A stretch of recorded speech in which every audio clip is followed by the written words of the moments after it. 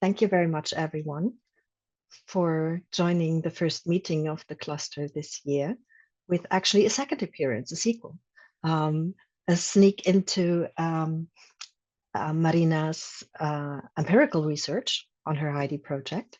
So I'm happy to welcome Marina Cino Pagliarello, a Marie Curie Fellow at the School of Transnational Governance, who focuses on higher education institutions and their role in informal diplomacy. And just last year had organized a tremendous and a big conference together with Civica on the topic in November, a kind conference where we discussed all possible questions of higher education institutions' engagement in informal diplomacy. Back then in November in the conference, Marina, you already presented preliminarily a sneak peek, a preview into the survey results, and that is also what we're dealing with today, because Marina will talk us through the survey results and about this into the statistics, give us an insight, and also tell us a bit about how this relates to her research and to the HEIDI project in general that deals with higher education institutions, informal diplomacy. Marina did the research together with Christina Specchi, who's also here today, and as I understand, will also take the floor. Hi, Christina, good to see you at occasions where we talk about the methodology of the survey, for instance. So with not much further ado, Marina, over to you. Again, the same format, 40-45 minutes presentation, and then we enter into Q&A and discussion. Okay, so thank you very much, Gabi. It's lovely to be here. I remember I was here last year for the first time saying, okay, this is what I want to do.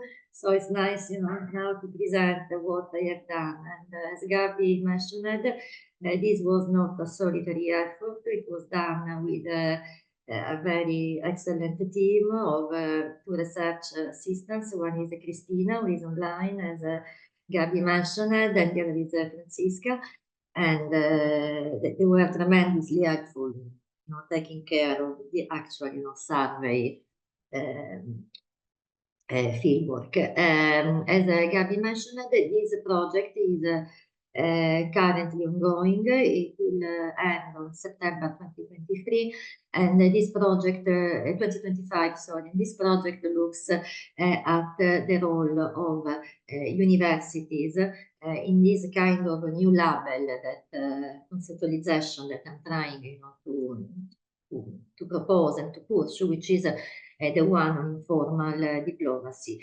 I will not focus so much on the theory today because it is just, empirics, the results of this survey, but we can surely discuss in the Q&A about the theoretical conceptualization. I want just to mention that the term informal diplomacy referred to university looks at the role of university as, diplomatic actors, so diplomatic actors in the sense of promoting understanding, prosperity, evidence-based policy making. The reason why I put, the term informal before, it's because, in my view, in comparison to other labels or conceptualizations like science diplomacy or knowledge diplomacy, the most well-known, informal diplomacy really, puts the emphasis on reciprocal collaboration and mutual learning through relational processes outside, formal state-driven frameworks. So basically, when I mean informal diplomacy, I mean that, there is some agency within universities, to push their own diplomatic actions. This project basically is divided into 3 work packages, although it is, an exploratory project. So we didn't start with a conceptualization of informal diplomacy and then we operationalized it, but basically we provided a preliminary conceptualization, we left it in development, and then we let the data basically speak. The process is not done yet because now we are in the qualitative qualitative phase of the project. So meaning that, all you see in the results then will be, somehow developed and expanded through qualitative interviews. Because, survey can always map, but it cannot explain so much. It can explain to a certain extent. So the work package one of HEIDI was to define this concept of higher education in formal diplomacy, trying to disentangling, as I was saying before, from concepts like science diplomacy or knowledge diplomacy. Just to make an example, science diplomacy is a framework that is very much state-centered. So meaning that is state-centered, it means that it also follows state priorities that sometimes might be different from the priorities of universities, especially when we talk about transnational alliances of universities in this case. And the same is with the knowledge diplomacy. We can talk again later about that, but again, knowledge diplomacy, first of all, is very much a concept inspired from the UK, conceptualization, and knowledge diplomacy is usually a kind of top-down process. So it's, the big Western universities that they go in the global South and they do collaboration, but there is not really reciprocity. There is, one-way knowledge exchange. So at least this is maybe what we can discuss. The second work package, which is what I will present today, was basically mapping the unit of analysis of this project, which is the European University Initiative Alliances. I'm sure you all know this initiative. These are alliances. This is a very important, flagship initiative of the European Commission, started in 2017, spurred, from a speech of Macron saying, "Oh, we should have a network of European universities." And because perhaps, times were ripe at the time, we were in the post-Brexit moment and so on. This speech, let's say, was a big success. So that was 2017. Now it's 2025, and from 2017 until 2025, we now have in the European Union 65 alliances that include more than 580 universities. So it's getting bigger. So this was work package 2. And then, as I was saying before, the work package 3, which is currently ongoing, will focus on qualitative case studies. So what I will present today is basically the output of the second work package of this project. How we did the questionnaires and some kind of methodological, given that I have time rather than the usual 10 minutes I can discuss about this.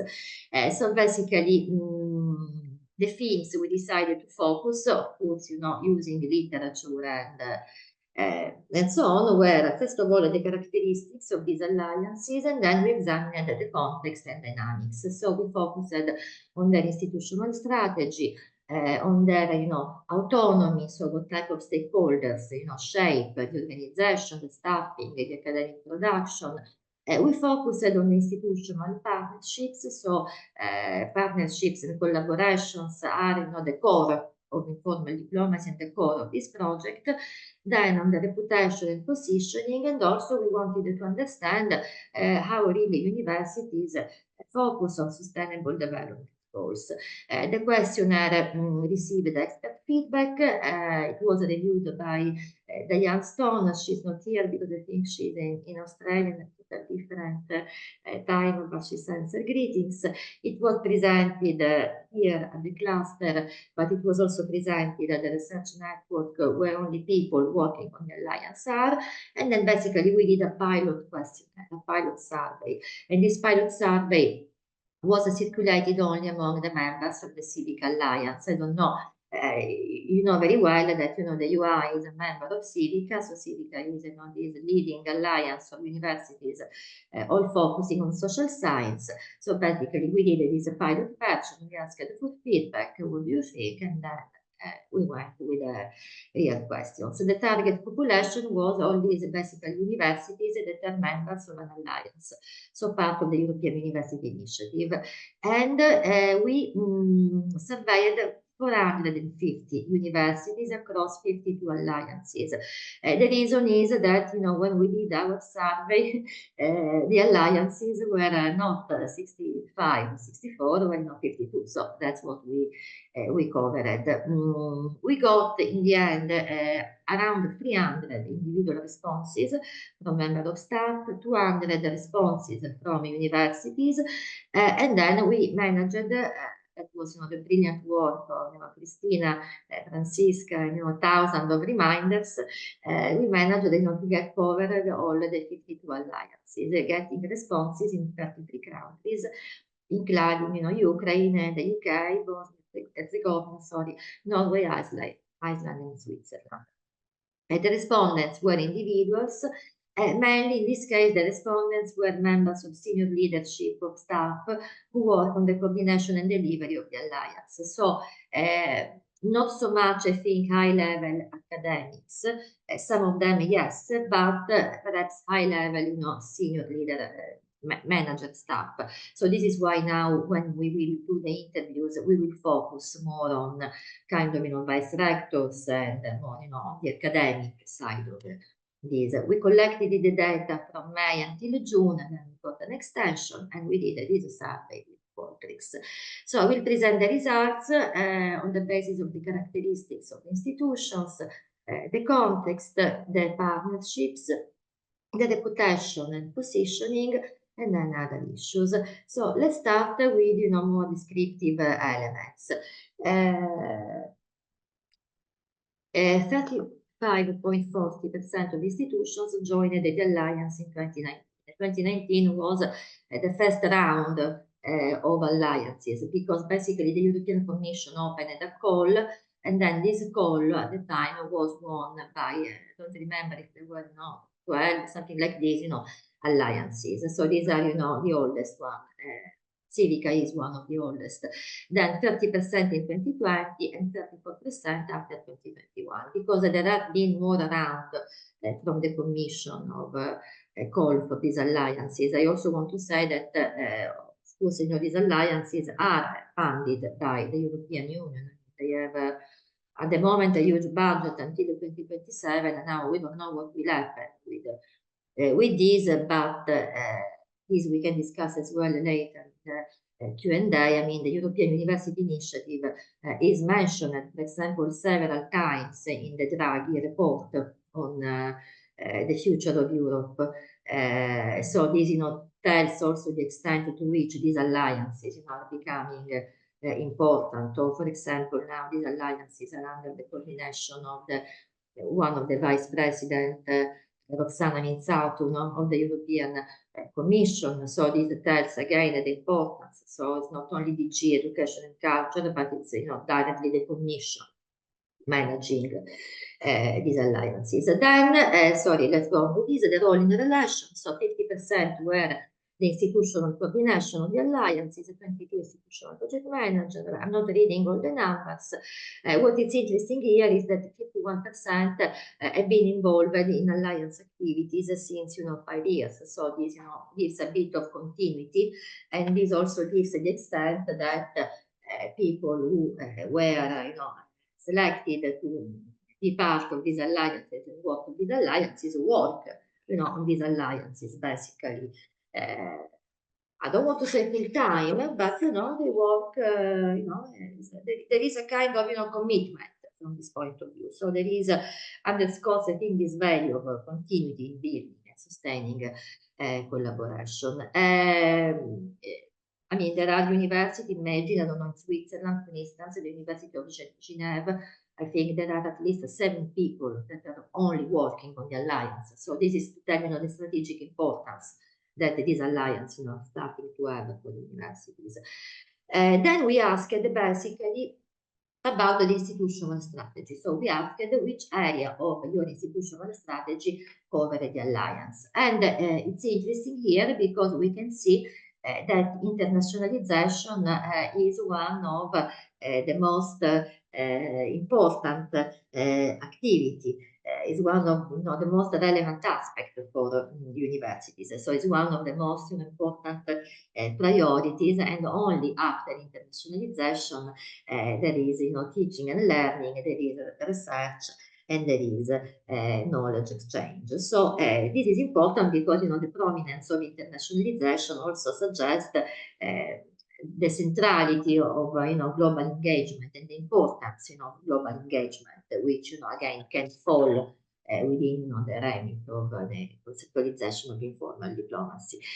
We also asked, what are, how strongly the following issues impact your institution overall, and here we gave them, different aspects. So what about national agendas? What about academic freedom, collaboration, ethics, funding, unequal institutional profiles, geopolitical interest, national global goals, location disparities, student demands, research interest. And basically, what came up that the main issue affecting institutions is, of course, limited funding available for international projects. So this was particularly relevant for countries like Italy and Germany.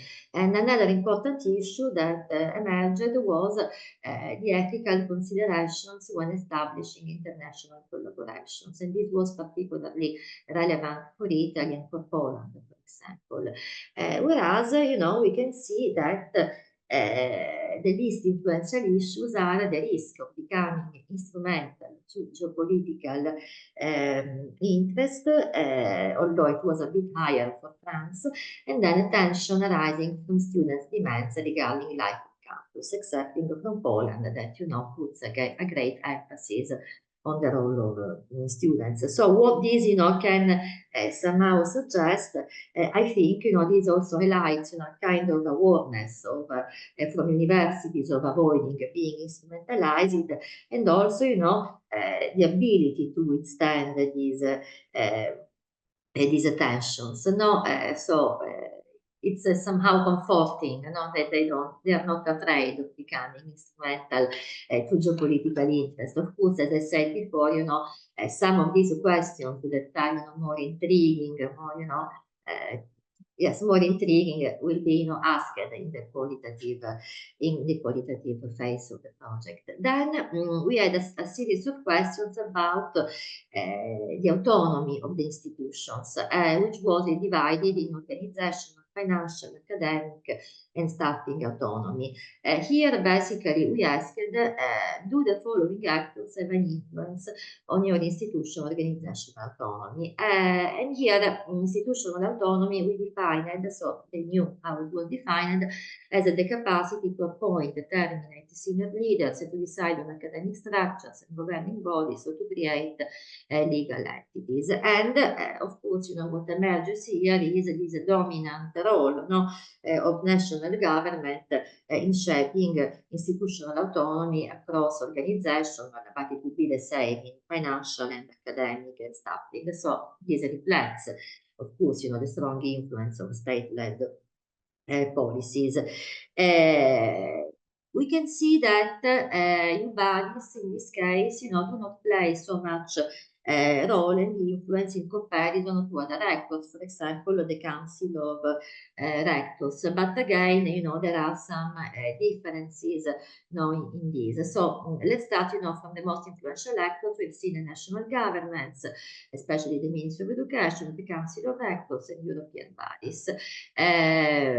Whereas again, there are differences, in terms of countries. For example, the Council of Rectors seems to be much more influent in Poland and in Germany rather than in France and Sweden, for example. And then we asked about the least influential actors, and we talk a lot in this moment about the importance of improving links and ties with private actors, industries, but we can see that this is still not the case, despite Draghi hope in the report that this can become a reality. The same is for NGOs and higher education institutions. One exception here is in Germany, of course, because in Germany is the country in which the relation course, again, corporativist tradition, local industries is much more developed in comparison to other countries. And the same is with the local government bodies that in Germany have, a big role. Then the other one on the financial autonomy. Here, of course, we defined, first of all, financial autonomy as the type of funding sources, ability to charge and or define tuition fees and capacity to conduct financial operations. And the result, once again, tell us that the most influential actors are the national government bodies, European bodies, because exactly these alliances are co-funded by the European Union and by, at the moment, is Erasmus Plus budget, but there are also, in the Horizon budget, there are also ideas, to use other sources of funding from other DGs, for example, this is currently under discussion.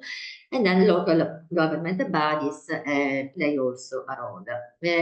The least influential actors are other alliance members, so these tell us that different alliances, do not cooperate too much between themselves. Student organizations, again, Poland here is an exception, and then other higher education institutions. And then when it comes to academic autonomy, again, the results, are more or less similar to before, where the most influential actors are national government bodies, accreditation agencies, council of rectors, and European bodies. And then the least influential actors are NGOs and other European higher education institutions. So these are basically these were the results for the academic autonomy. I mean, funding is one of the biggest problems for every university. Imagine the alliances. Then we went a bit more into the core of what informal diplomacy activities should suggest, which is institutional partnership. And here we asked whether the institution was a member of other alliances or partnership of similar nature. And as you can notice here, we tried to put the graph aggregated by country. Over 60% of respondents indicated that institutions are indeed part of consortia similar to an European University Initiative Alliance, with a majority being less than 5. So that also reflecting kind of strategic selectivity. And you can see that the membership varies across the countries. We can notice from the graph that Spain and Poland, are those who have, the biggest number of partnerships. So this means that, I don't know, one university in Madrid can be part of the European University Initiative Alliance, but maybe can be part of, the Coimbra Group, or can be part of LERU, or can be part of any other alliance according, of course, to the university. So once we understood that indeed there are, lively partnerships, we asked, okay, where these partnerships are distributed, where are located in Europe, outside of the European Union. We don't know much about these topics, so it's always difficult, say, okay, this is what we know from the literature. So these data are really, I think that the first mapping exercise for this alliance. So when asked this question, the majority of the partnership, 85.5, is located in the European Union. However, half of them are also in other European countries, and 49% in Asia and North America. So these are the main locations. For the minor location of the partnership, we have Africa and Oceania. Again, there are differences by countries. For example, Spain, then cultural and historical, path dependency matters. Spain has higher partnership in South America, Sweden in North America, France actually has much more partnerships in Africa rather than with other European countries. And France and Italy are the countries who have the biggest number of partnerships with the UK in comparison to the others. So this again tells us, this importance for alliance of leveraging regional and the global network to enhance collaboration and internationalization. There were not so many partnerships reported with China, with exception of Italy, that reported a loss of partnership in China. But again, these are a lot of things that then need to be, how to say, double checked with the interviews. Moving, more inside the diplomatic channels, basically, we asked, what international diplomatic channel does your university collaborate with? And we can see that the results basically underscore what the centrality of European bodies, of embassies, of domestic political representatives and key partners in international political collaborations. So there is somehow, an alignment, of course, between universities and governmental framework. We can see that there is, the disengagement again with, financial institutions and international trade institutions. But, once again, Europe is not the US, so that in European universities, the collaboration with the private sector is already, a kind of, I don't want to say a taboo, but okay, let's think about this. Imagine with financial institutions. So I suppose that this is also the reason. There are, of course, some exceptions for university. I mean, Bocconi or Madrid are universities that, might collaborate with the International Monetary Fund and the sea as well. But in general, finance on one side and university on the other, which is a pity because, this could also, somehow increase, funding and also create innovation. But we can discuss again later. So again, what these results tell us that, there are different models of political engagement. So again, this, embeddedness of alliances between, formal networks or, bodies or informal networks of NGOs and civil society organizations and think tanks.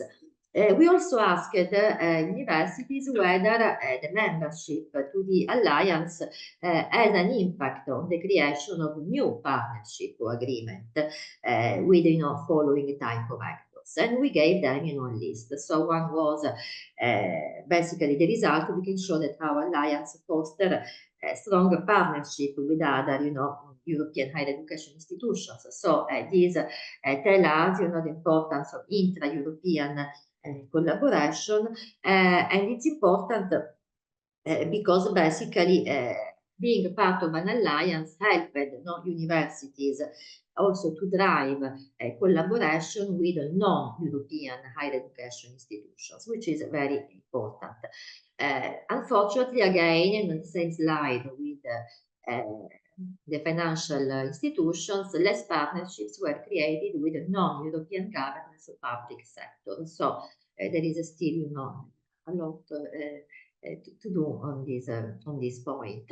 Again, zero partnerships with the non-European business sectors, whereas 30% with the European one. So these are again data that highlight potential gaps in these global engagement strategies of these universities. Then we asked, what is, in your opinion, the added value being part of a European University Initiative Alliance? And they could select basically one of options. And we can see in the list that number one is the creation of new joint educational initiative. So this is also very interesting because it comes even before, research collaboration opportunities. But it also makes sense because one of the core mission in the foundation of alliances was basically create, these joint virtual or non-virtual campuses in which students, and staff could move across the different alliances for teaching. So teaching was a big part in the alliance vision or strategy.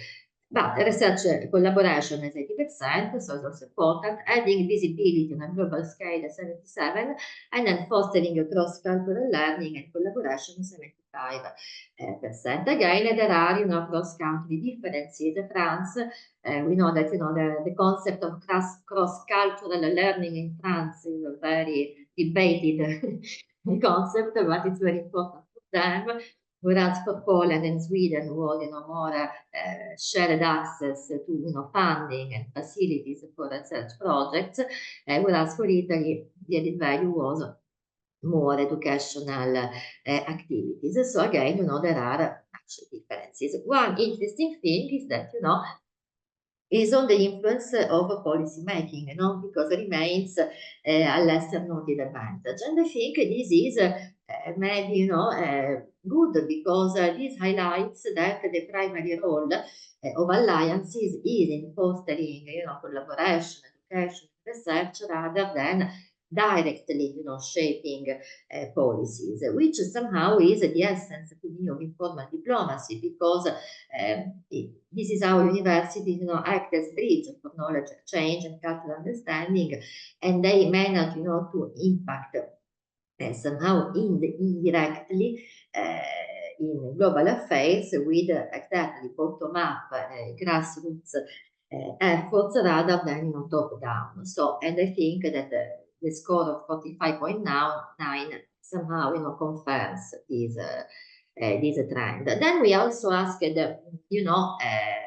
among these guidelines, how do you manage partner relationships? And here you see we gave them basically several items, so political and social acceptance, joint rights, relevant actors, the partners are equally present, responsibilities are clear, coordinators nominated by partner, one of who is dominant. I mean, again, I will not read them all, but we can see that the main areas of agreement are based on, joint rights and obligations. It's good to know that resources, knowledge, and know-how are shared within the partnerships.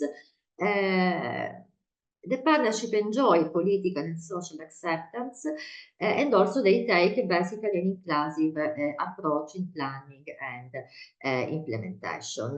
There are, of course, areas that need improvement, so there's funding, again, from different sources. Partner organizations are equally present. Of course, take the example of Civica, we are 10 leading universities. It's a UI, which is very present, as we have LSE, we have Science Po, we have Bocconi, we have RT School, we have, SGH Varsa, which is also, very, very much present, but there are others who do a bit less, like Romania. We don't know, SNS, but we don't know how much about, we collaborate with Romania. Actually, Gabby was mentioning, the widening I will do, and this will be an opportunity to collaborate finally with Romania, which is one of our partners. So even my experience, I know basically all the coordinators of Civica, but I don't know Romania. So, and this is in other alliances as well, that sort of thing. Again, financial and human resources, but this is, is not surprising.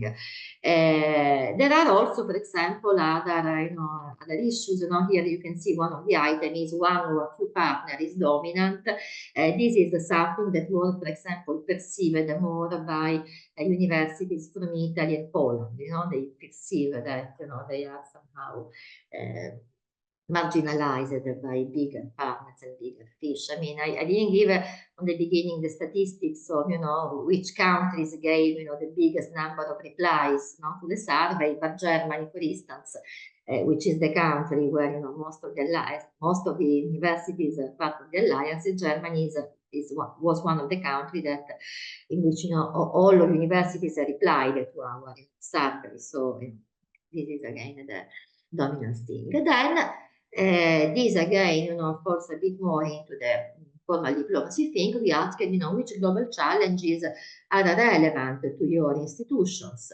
And very important challenges are, first of all, the development of technologies, so generative artificial intelligence, and then threats to academic freedom. It's important to mention that we did not define in the survey academic freedom, so we did not ask.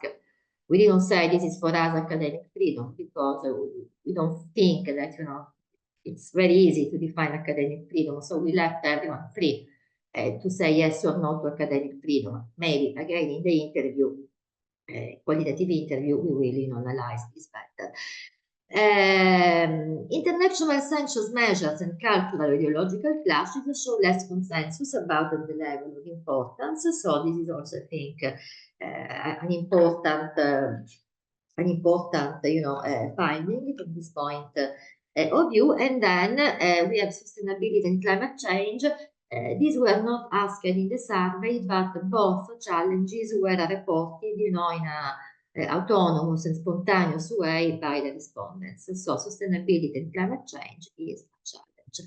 Then we also asked, whether you agree with these statements, regarding the impact of this alliance on the public perception. So, for example, we asked, okay, because of the alliance, now, your university had a bigger, profile at national level, at international level. Do you think that there is much more, public confidence in the research of your university or in the teaching of your university or in the knowledge exchange and so on? So there was, a very large consensus that being a part of an alliance, raised the profile of the institution in terms of status and prestige, not only at national level, but also at international level. Also an increase of public trust in institution knowledge exchange and impact activities, and also public confidence in the institution teaching and learning activities. Less agreement with internal policies of transparency and openness, and then less agreement on the increase of public confidence in institutions' research outputs, although many, with thinking, after, this question was perhaps, a bit tricky for them. One important thing is that, being a part of an alliance raised the profile of universities that were not, the usual suspects, so like minor universities. So it has been a very good advantage for them. Then here the results, these are on the Sustainable Development Goal, which I think are very interesting and very much related to the issue of informal diplomacy and promoting, understanding, prosperity, and so on. And you can notice that here, basically, the Sustainable Development Goal on quality education was one of the biggest goal, replied by the universities. So the institutional mission, it means the institutional strategy of the universities, puts lots of emphasis in this goal, which is a clear example of informal diplomacy. The same is on the Sustainable Goal 11, so make cities and human settlement inclusive, safe, resilient, and sustainable. The goal 5, achieve gender equality and empower all women and girls. This was particularly important for Italy and Poland, if I remember correctly.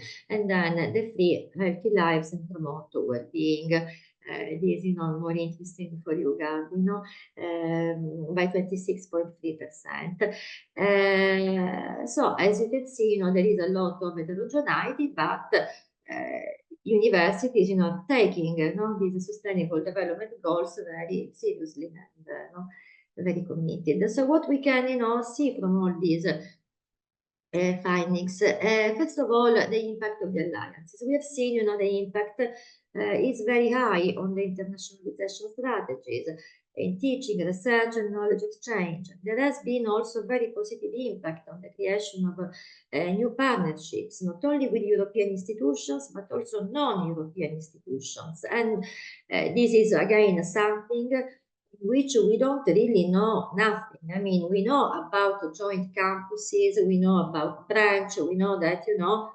a lot of governments are opening, this attachment of universities, but on the current, collaborations between Europe and non-European countries, there is still, black box.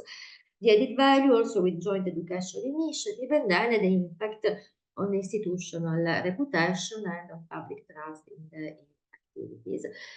We also saw that there is, this strong influence on national governments and accreditation agencies, and there is a minimal influence, connected to other institutions and other alliances. So there is, more needs to be done from the point of view of, collaboration. We have seen also that, yes, consortia are mainly concentrated in new countries, but significant partnerships extend to Asia and America. The collaboration involves universities, but also European bodies, embassies, consulates, and domestic political representatives. And it also tells us, how somehow they contribute to diplomatic relationships in countries like, US, China, and Brazil. I also would like to mention that, and I should have said this in the beginning, when we say, collaboration with the European bodies, we didn't then specify in the survey if it was, commission or council or other DG. So usually, the way we see it, that the EU bodies is usually commission or close to that. But this is something we could have done maybe a bit better unpacking this collaboration, but it's okay. Key findings again. Alliances can somehow make a difference at this point on global challenges, including the development of technologies and threats to academic freedom. We have seen that climate change, sustainability, environmental concerns are very much important, and the sustainable goal align part and parcel basically of their mission to contribute to societal challenges. So this really tell us that we always talk, I always talk about, okay, when you think about the university or higher education, the famous three legs of the three missions, the teaching, the research, and then the third is public engagement. And I think, the survey somehow gives the extent of how important, this third mission is becoming, and of the problems that there are. We have seen that when then it comes to financial or private partners, things don't go so well. So what is a very preliminary, so what, as I said, this is a work in progress and is also exploratory. So the full theorization will be given at the end, but at the end of the project, but informal diplomacy emerges as this, relational framework, flexible, with this, trust-based approach that emphasizes this adaptability of these alliances, cultural exchange, bottom-up and grassroots collaboration. So we can, define as this, structured exchange of knowledge, ideas, and initiatives among institutions and stakeholders outside formal diplomatic channels. So, which is basically the main thing for me of informal diplomacy, this outside the formal state-driven framework. There is this, dual influence, governance and autonomy, and this is, another challenge for the universities, because on the one hand, they are, strictly tied to their national governments, also for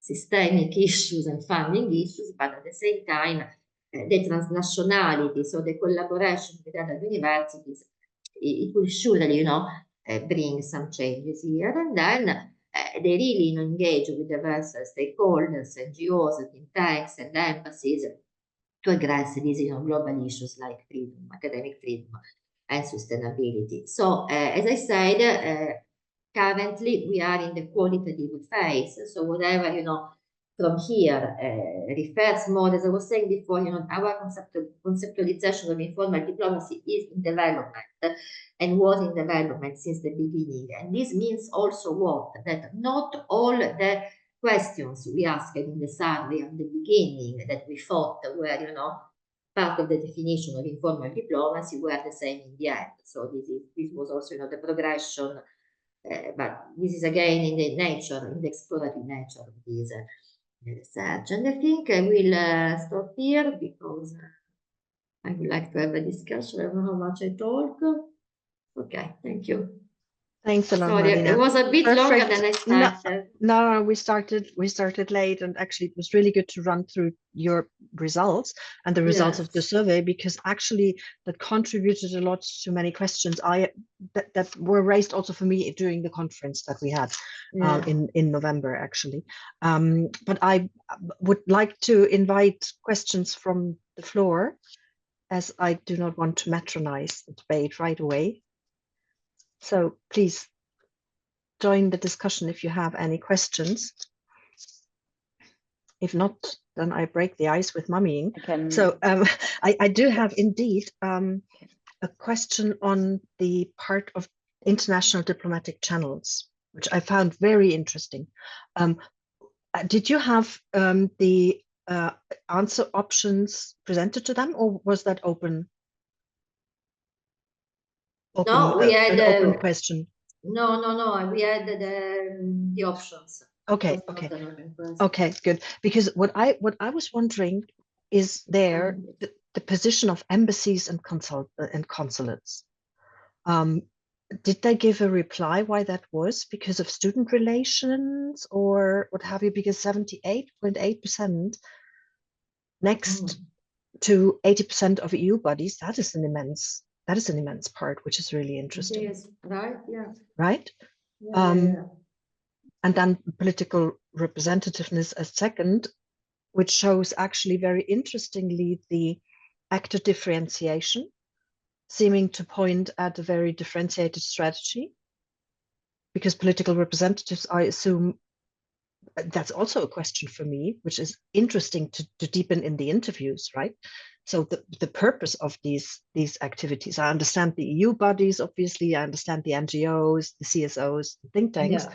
These two groups are really interesting to dive a bit deeper into that. And then the second question that I have is later on the results. Will you have national disaggregation? Because you alluded a lot to Poland, Italy, it would be very interesting to see how this is differentiated according to the countries. And an interesting point for me also was something that I think I saw in the partnerships and actors who are preferred partners coming up. I didn't see any academic associations.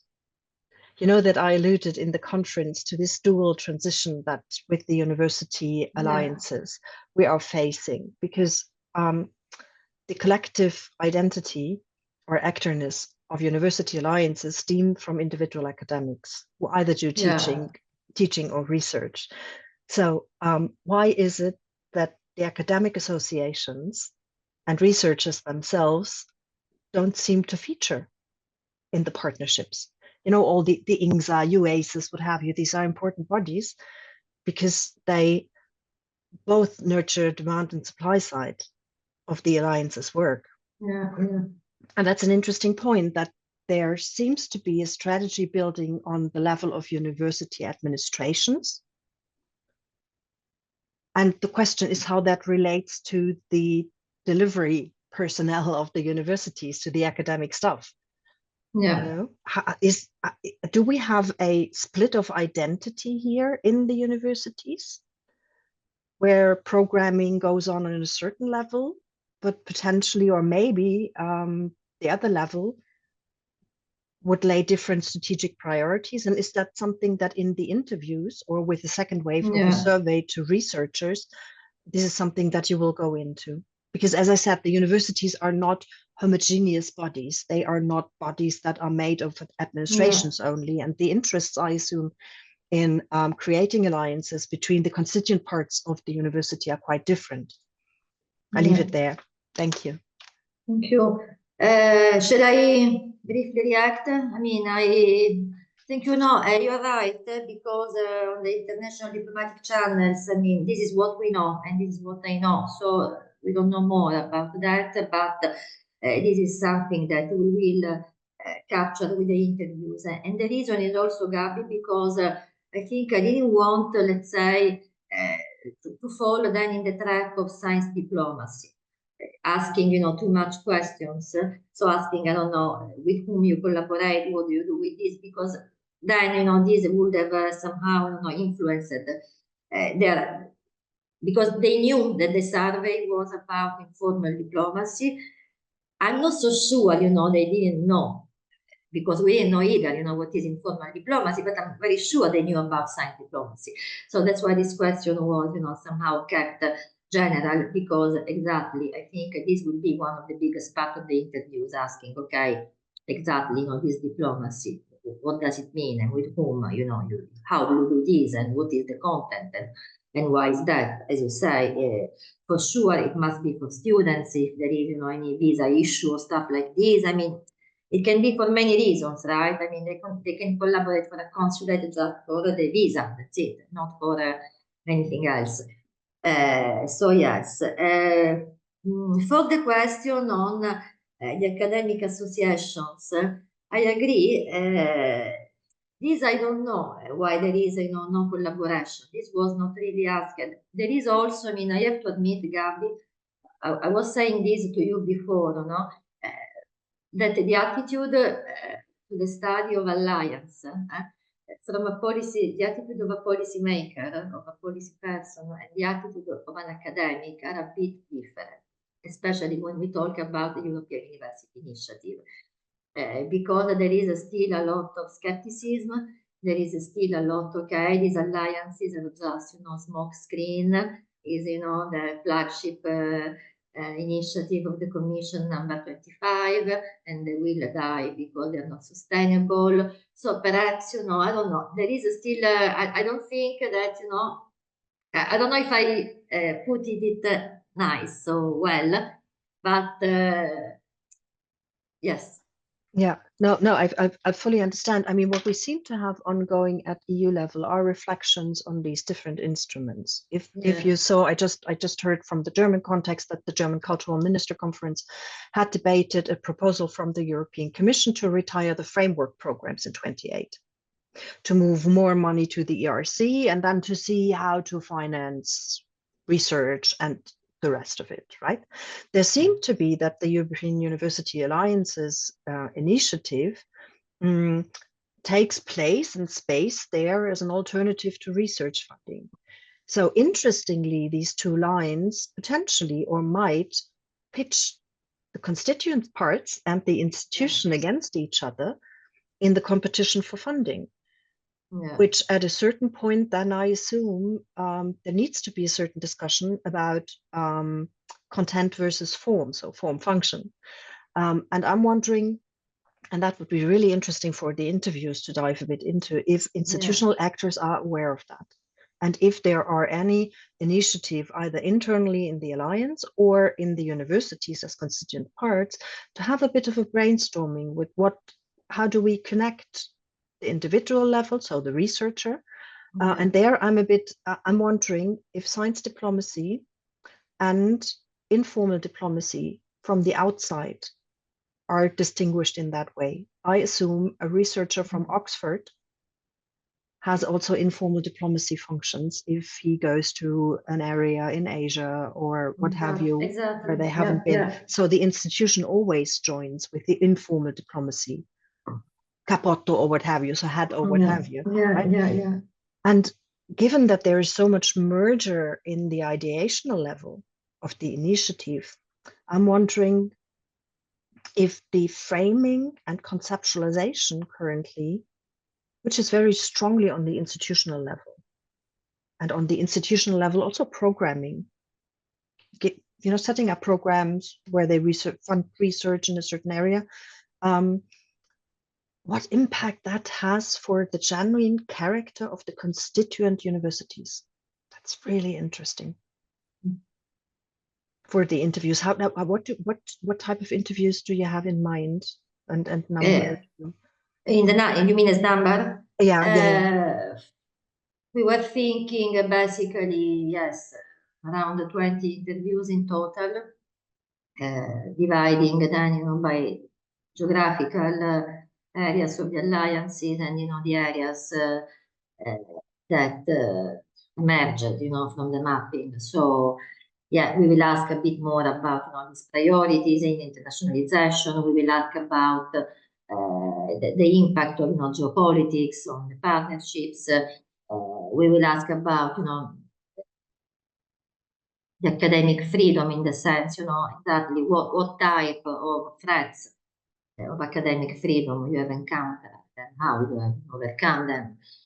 So yeah, the interview will be a bit more into understanding, the why of many things, because as I said, then you know how it is, maybe some of them, also because yes, you reply to a question, but maybe sometimes you just want to, tick the box and say, oh, I want to do well. Imagine that, we received sometimes a couple of emails from universities saying, thank you, but, we cannot reply to the survey because we have a new vice rector.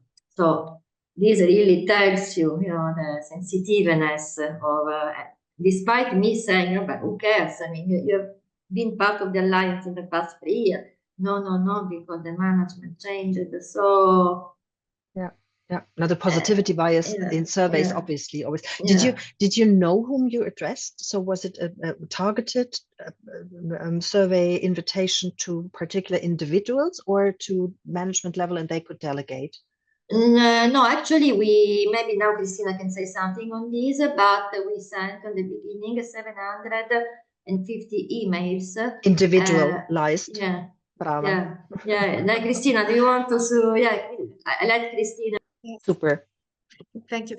And yes, we sent emails individualized, and also when people responded saying that they weren't maybe the most appropriate person to respond, they indicated us other people which we could address. So in this way, we were sure that all the people that responded were those for whom was addressed the survey, and also in the survey invitation there was a precise description of the profiles of people we were looking for.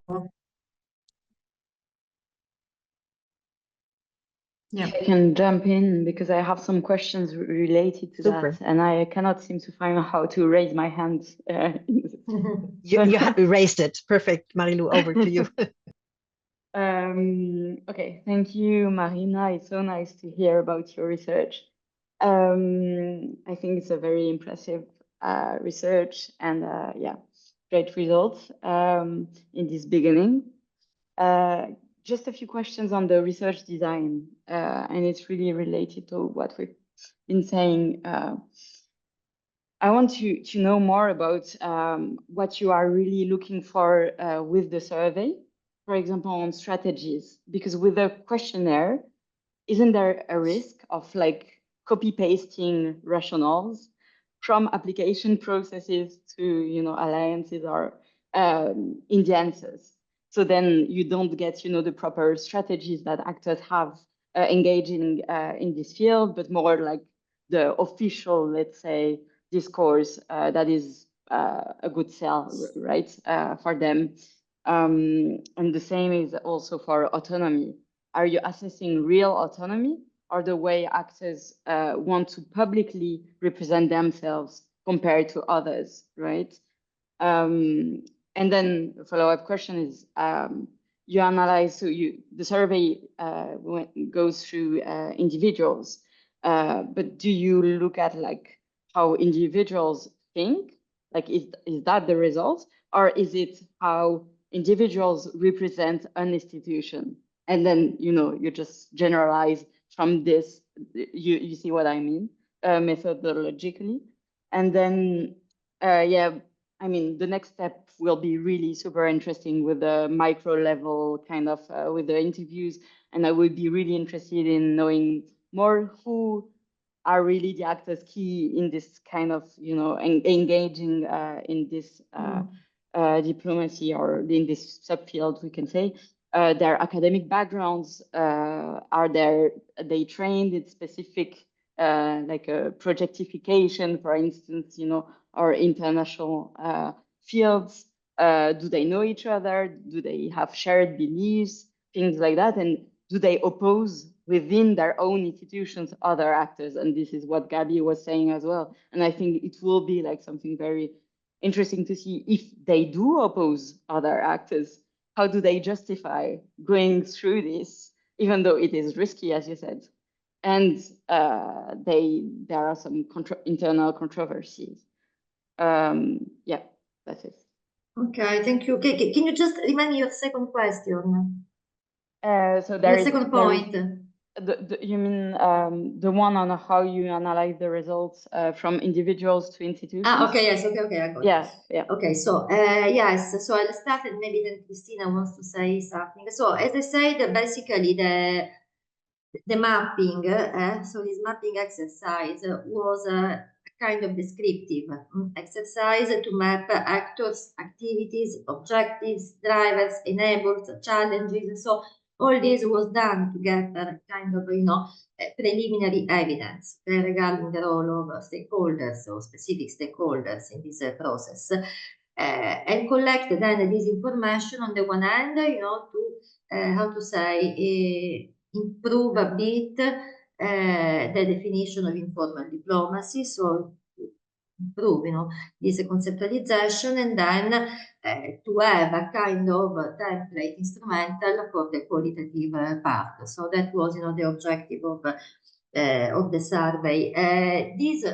Your second question is important because I think it was both, and this again, we don't know. So I think that the institutional coordinator of, Fortem Alliance, when he was replying to the survey, he was replying thinking, because some questions were focusing on his university. So if the university of this coordinator was University of Dijon, okay, he was, basically answering having Dijon in mind, but also having, Fortem Alliance in mind.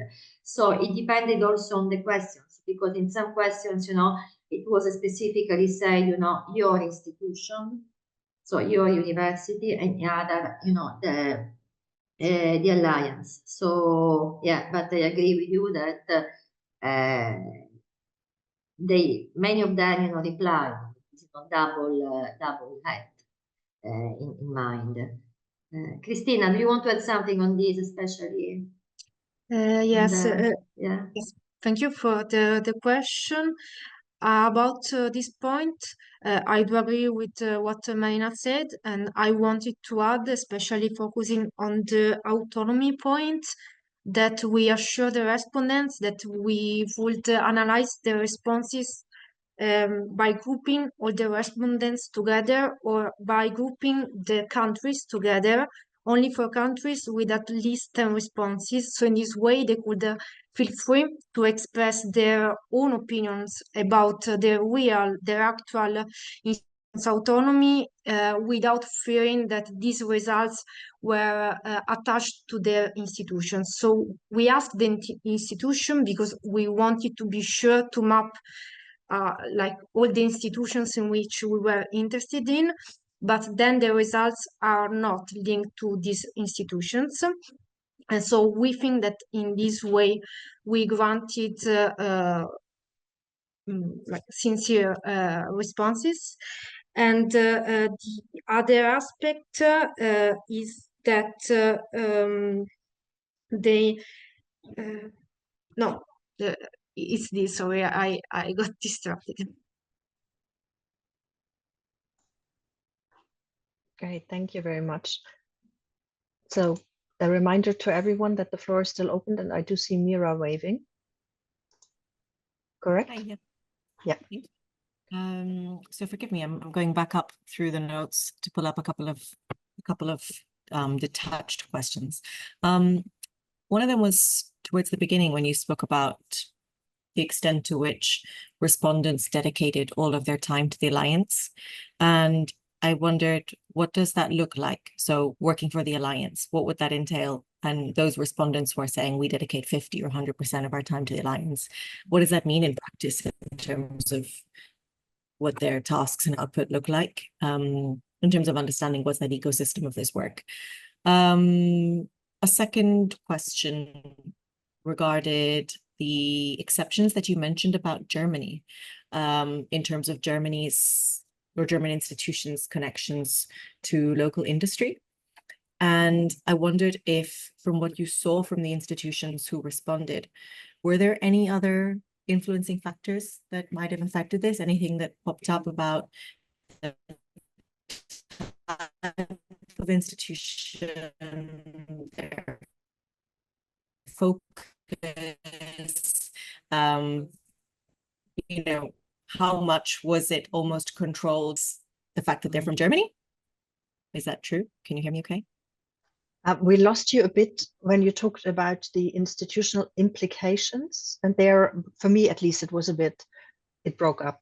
So actually wrapping up this or summarizing this part that I understood, what exactly was in Germany the basis for this special connection in between university activities and local industry, whether it was an institutional decision and then it broke up for me. Okay. Well, whether you saw any other factors, any other variables that might have influenced that. So whether almost controlled across other variables, and the only difference was the institution was located in Germany, or was there anything about the institution, for example, the type of institution or their focus areas that might have prompted that? And lastly, you mentioned very low participation or partnership with non-European governments / public sector, and 0 with non-European business sectors. And I wondered, to what extent is that allowed within the alliances? To what extent are those types of partnerships even considered an aim? So basically, was this result particularly surprising, going against certain any intentions of the alliance? Or is it almost prohibited de facto or de jure by the alliance? Okay, thank you, Mira. Okay, so I leave the second question to Cristina, the one on Germany and the body. So I will answer the first and the third. So the typical day, you ask of a coordinator of an alliance. Well, these alliances basically they are organized around a so-called grand challenge. Okay, so each alliance has to solve a big problem in the world. Can be, tackling climate change, can be, I don't know, improving gender equality, fighting poverty, and so on. Then around, this mission that each alliance has, so in the website you will see, okay, like Civica, as in the UI, Civica, what is our mission? Our mission is to create the future leaders in social science in Europe. Okay, that's Civica. But other universities, they have other mission. Then the activities of alliance, so the person that work on alliances, it's very rare, apart from a few cases, that there is only one coordinator, because it's really, an enormous amount of work. It is about, dealing with, again, the 3 legs of university. So there are activities that looks on teaching, and teaching could mean, I don't know, let's organize a multi-campus course in these, 10 countries. Then there is the research, okay, then do a collaborative research project, and then there is the engagement, citizens activities. Then it depends on the alliance, Mira. In this case, there is not a clear answer, but many alliances, for example, they have partnerships with NGOs, with municipalities, so they do a lot of projects with them. So working in an alliance, it depends, because if you see the organigram of many alliances, the staff it's huge. You have an executive director, then you have a kind of cabinet with the secretary, with the project manager, the communication manager, and then you have the representatives of different universities. So the coordinator of the alliance has really an incredible amount of work to do, which not only entails managing the different activities, including the grand challenge, managing the partners of the other alliances, organizing events, and especially they work a lot on communication as well. So what does it mean? I think it means that for them, being a part of an alliance, it's very, very important, because many universities, managed to take a start and say, listen, not tomorrow, you work on these alliances, and others are arriving. As I was saying before, there are alliances, there are universities that have at least 7-10 people dedicated only on the work of the alliance.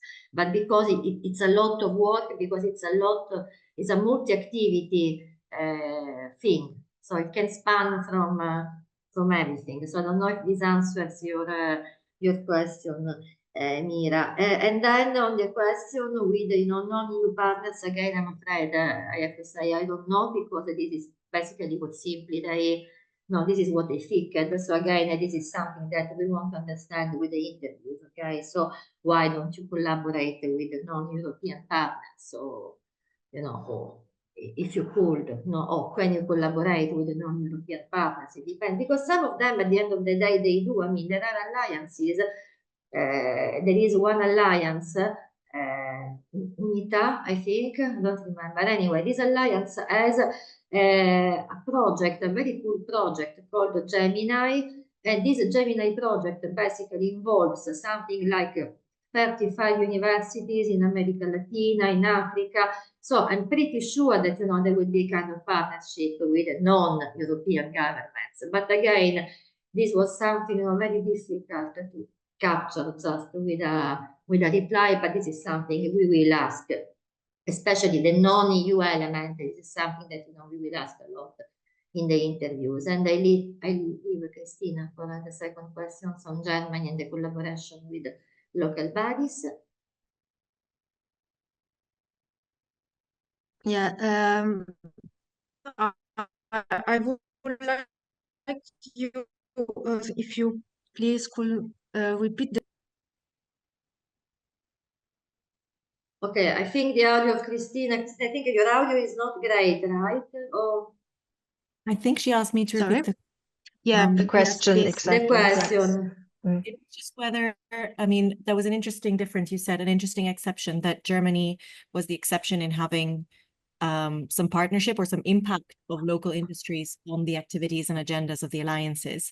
And I wondered, and on their autonomy, and I wondered if there were any other variables that you saw, apart from the fact that these institutions were located in Germany, No. any other facilitated that, the type of institution, their focus. Yeah.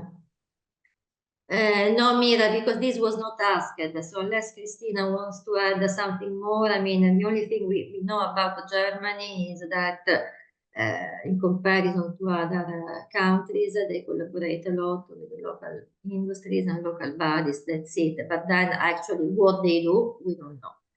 And this is always the limitation of, you know, survey that, as I said, you know, we tried to cover, you know, different aspects. Yeah, Then, you know, we think that these aspects may be connected to also the characteristics, like, let me say, higher education market within the country. So how the countries also set their higher education and what they do expect from universities in terms of relations or whatever. And also, as Marina said, we didn't focus on countries' characteristics, but we observed the country characteristics only to have a deeper idea on how informal diplomacy works. But however, thank you for your question. And since I'm speaking, I wanted to add the other thing that I forgot to tell in before, that was and this was about the individuals' responses. We checked when we had two responses from the same institution or three responses from the same institutions, as well as when we had more responses from the same country. We checked that they were consistent with each other. So in this way, we were able to assess that the responses were really representative of the situation within each institutions, instead of what was publicly stated by these institutions. I don't know if my response was clear. Thank you. Maybe just a footnote, Mira, on with anecdotal evidence from my own experience, given that I've gone through the German educational and higher educational system. So the education policy is devolved. So we have a regional competences for the educational policy, hence a more local level attachment of universities in their regions. Plus, the curriculum in more recent years, more and more pushed, at least in the master's segment, for internships, for collaborative experience, for students to reach out to companies. So the International Master of Environmental Science that I was engaged in Germany, in Cologne, had these collaborations for master's thesis, for example, where we had students collaborating with renewable energy industry to give case studies and to write their masters. So both the curriculum, but also the way the educational policy governance is structured in Germany, push a bit more for the local level engagement, potentially than in more centralized states. Yeah. Just so. So Ruben, do I see your hand? Yes. Perfect. Over to you. So, ciao, good afternoon. Really nice to be here and to know you also. So greetings from Finland, from Aalto University. And I'm postdoctoral researcher at the Department of Industrial Engineering and Management, working on open science management and as well in science diplomacy. And also I'm a research manager and project manager for the Unite Alliance. Okay. Working and I've been coordinating the working community and on open science for the Unite Alliance since 2020 through the Unite Horizon 2020 and now as well the Unite Widening project. I really hope that the Unite Alliance reply to your survey. That's the I want to confirm that, and also Aalto University participated. So I hope so. I learned about this seminar last Monday. So sorry, I had another overlap with another meeting, and I stepped out of the presentation, so I couldn't attend the final part of the presentation. But I was at the beginning of the presentation, and I was very impressed by the database that you have collected, and perhaps more than question. I want to first congrats for. I know that it's a huge work, and this is highly needed. I heard about the HEIDI project a couple of months ago. I'm sure that you are familiar as well with the Foro for Call project, the European Foro for Call. We are now as well in the process of setting up those communities, and this feedback is highly needed as well for organizing the future of the European Universities Alliances. We have also common areas of interest from research point of view as well, informal diplomacy, then science diplomacy, but also I see that the survey and all the questions that you have also can have that practical implications. So thinking on how we are going to organize the future of the European Universities Alliances. This is highly needed, and I'm looking forward to get more to know more about the work that the extraordinary work that you have been conducting. Yes. So thank you. Thank you, Ruben. Thank you so much. And maybe, we can be in touch via email and talk, because yes, I'm very familiar with UNITA, I'm very familiar with for all, and this, now they're creating this community of practices. So no, this alliance it has become a kind of parallel, world to universities, because now it's reached an amount of universities which is, pretty interesting, okay, with all the problems on funding and sustainability, but almost now 600 universities in Europe are in this, in the track of the alliances. So thank you, Ruben. I'll be in touch. Send you an email after. Great. Thank you very much. If there are no other questions, I do actually have still 3, but I want to encourage everyone in the panel to come up with. So I have the gut feeling that I leave for last, and some potentially structurally, but more related to the epistemic community, and also questions that Marie-Lou, you alluded to. In terms of actorness, informal diplomatic actorness, will you be able from the survey to gather some sort of qualitative insights whether this informal actorness is more administrative or more academic? So is there an academic quality of the informal actorness, or is it rather an institutional actorness that potentially could also be an actorness that UNESCO, for example, could have? That would be very interesting. And what does that mean then for the internal capacity building of universities? Are these university alliances also meant to strengthen and build up internally capacity of the academics to contribute? As you said, teaching activities, research activities, but for me, always the question is, but there's the different type of actors who need to deliver on that.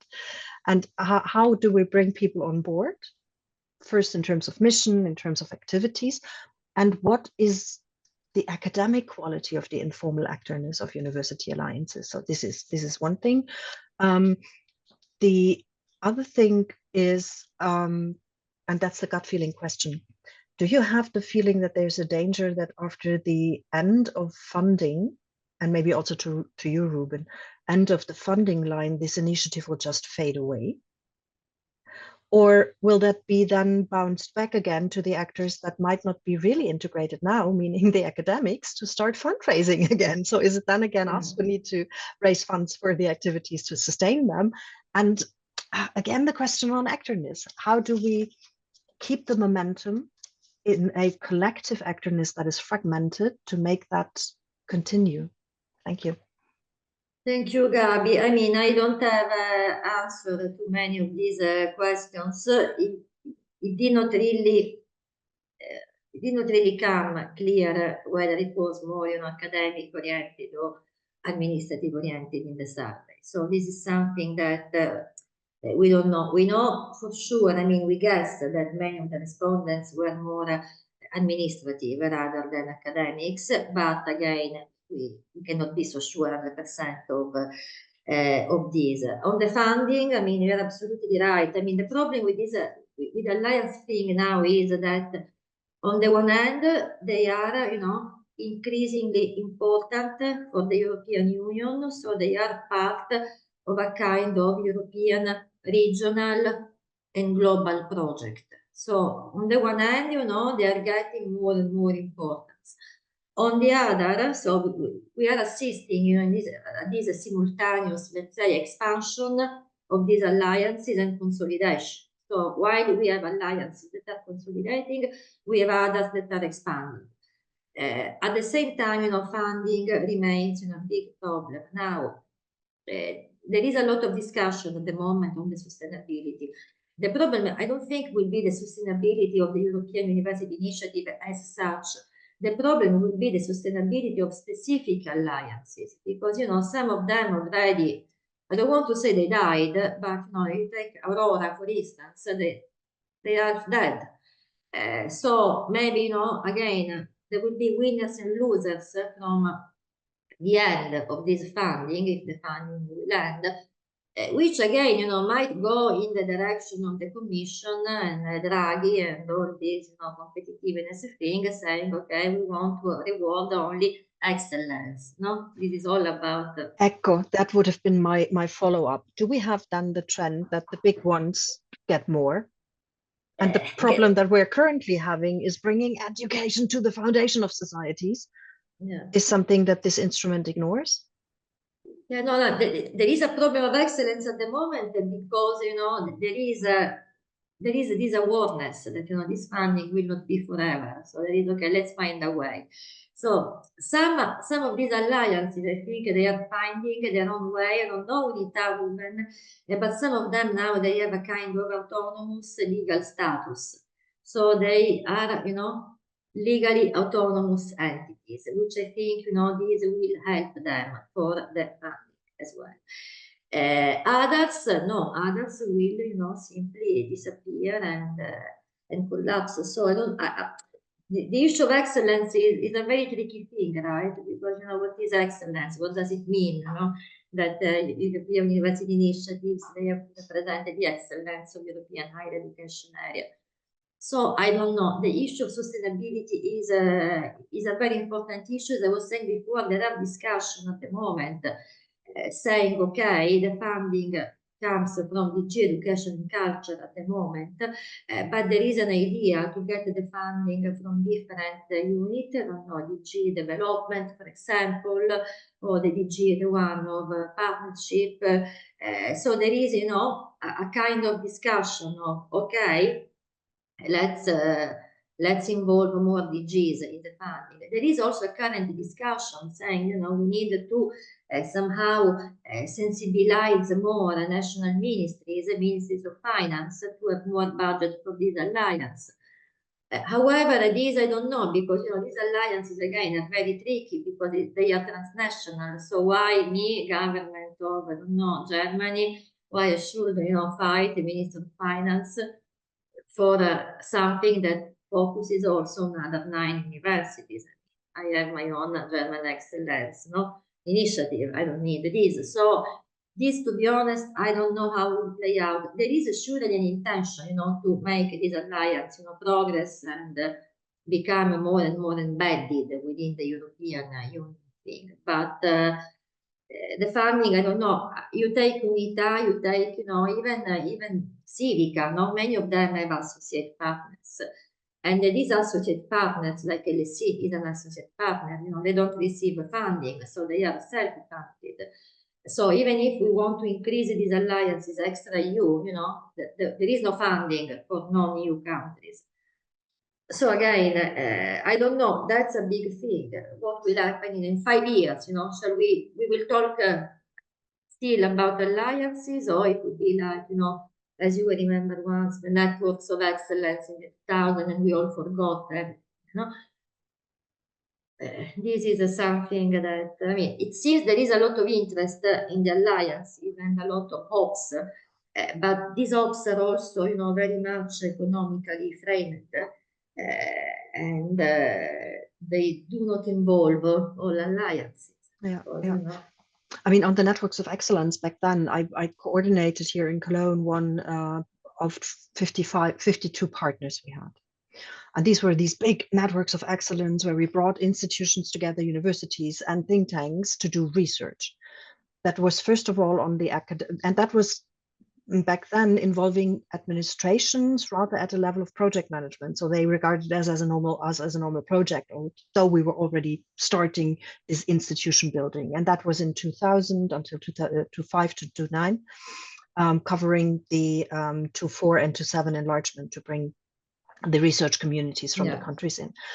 One lasting effect, honestly, that I have to mention is that this was for some collaborations a foundational networking. We still collaborate with partners that have been within these initiatives at that time, but backloaded to academics and individual incentives to collaborate and to apply for research funding. So in that sense, the networking still worked. The patterns that we saw there with problems of mobilization of certain geographical areas and researchers from certain geographical areas are still the same. So it didn't change the underlying logics, but it offered the networking that still lasts. And now, what are we? Some 15 years on. Yeah. So yeah, I don't know, but I'm really fascinated by these alliances. So the thing, and I can see that there is a lot outside Europe, but again, then not only because one project is on the website, then it means that the project is running. But if you think about what many alliances are doing in African countries or in Latin America, in Ukraine, it's important. Thank you so much.